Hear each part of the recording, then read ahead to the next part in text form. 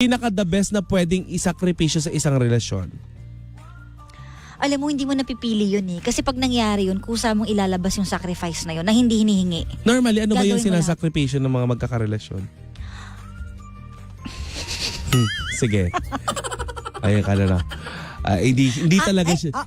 Kahit kailan talaga si Kandakara, hindi siya naging handa sa mga tanong ko. Kaya nga eh, buisit ka. Hindi, feeling ko, tanong ko, sagot ko, di ba? Kilala ko pamilya niyan, B. Grabe ka. Oo. Kilala ko pamilya niya. Nasa tulpo yung nanay niya. Oy, pero alam mo, speaking of family, malaking factor din minsan ng family kung boto sa'yo o hindi. Alam mo, pinakilala ka, tapos hindi pa rin boto sa'yo. Yes, Ang hirap din, diba? Kilala kita. Kapag masarap yung pinapakilala sa nanay kasi pag may problema kayo, pwede ka magsumbong. May kakampi ka. Ay, Grabe ka naman. Hindi naman gano'n, pero dapat kakampi mo kasi nanay. Oh, yun. Lobas sa bibig. Oo. Kaya may malaking factor din yun Kaya ngayon pa lang, kung halimbawa may girlfriend, boyfriend ka, ipakilala mo sa family para alam mo kung magmamatch ba sila or Buti ko okay napakilala sila. ka, di ba?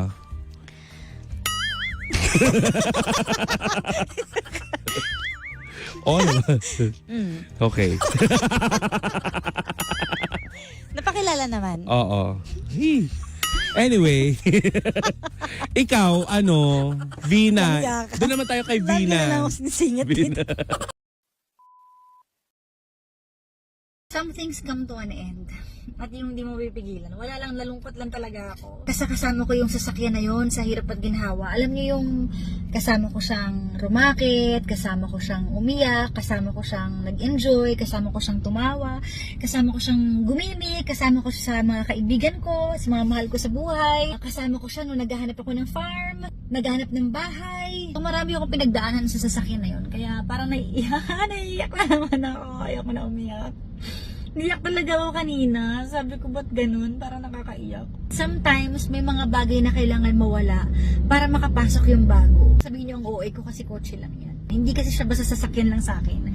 Tinreat ko siya na parang kasama ko sa buhay ko. Yun lang, gusto ko lang i-share sa inyo guys na nilulungkot lang ako. And parang isa sa mga realizations ko is yung pag na-appreciate mo talaga ang isang bagay at saka pag na-attach ka sa isang bagay, mahirap talaga siyang pakawalan. Pero lahat ng material things sa mundo is mawawala at mawawala din. Yun yung katotohanan ng buhay. So, ayan. Tapos na yung journey ko with King. King kasi yung pangalan ng sasakyan ko. Pero kahit nawala siya, meron naman akong King. Ito yung sasakyan kasi na pinalit ko. Kailangan ko to dahil malaki yung pamilya ko, so para maisakay ko silang lahat. Naiyak ako. Kung mayaman ako, hindi ko kailangang ibenta, diba? Kahit dalawa ko silang ikip. Pero minsan may mga bagay na kailangan mong i-let go kasi yun yung hinihingi ng pagkakataon. Yun yung hinihingi ng sitwasyon. In life, walang permanente. Sinare ko lang naman siya sa inyo, guys. Pangga!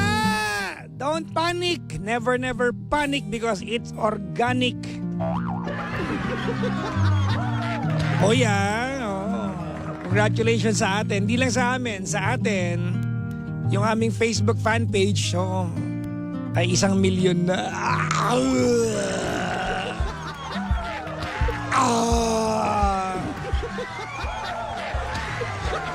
1 million. Congratulations sa ating lahat for now having 1 million.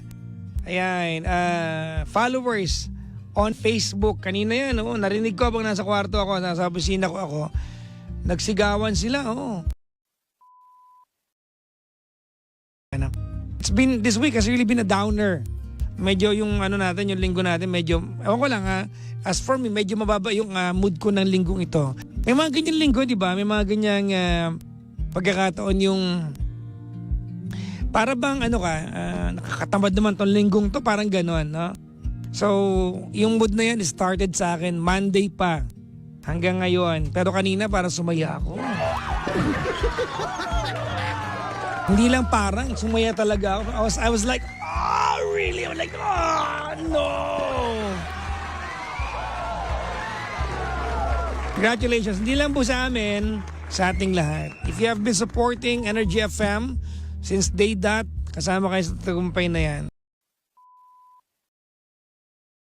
Meron ba kayo natatambayan na ano, yung welcome ka lagi sa bahay nila, tapos pagkakain sila, kakain ka rin. No? May ganun, tapos naniniwala ka na pag iniyayaya ka nila, gusto ka talagang pakainin, nahiya lang sa'yo, pero ikaw na makakain ka ng marami.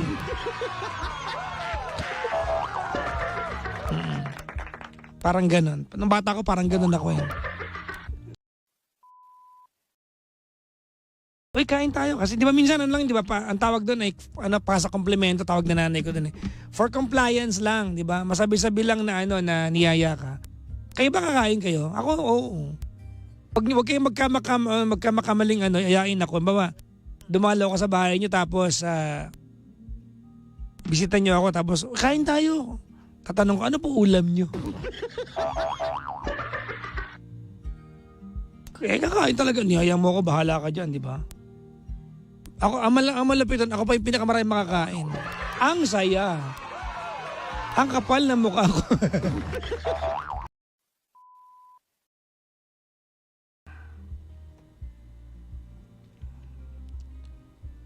Anong sabi ng kanta? Tolits? Go on. Do what you want.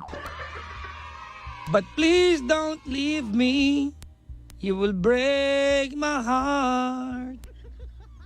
Hey, what should I do? Babe, I'm missing you. Sakto kaya no? Oh, Mariam. Please don't disappear. These are the words you should hear. I don't wanna lose you, boy. I need you back to me. Kanta ni Mariam to. I don't wanna use you, baby. Can't you see? Hi, buhay. Hi, buhay. Good luck kay kay Mariam. I hope you find your own version of enlightenment. Oo. Yun eh. Your own version of enlightenment. Pang gano. Ay.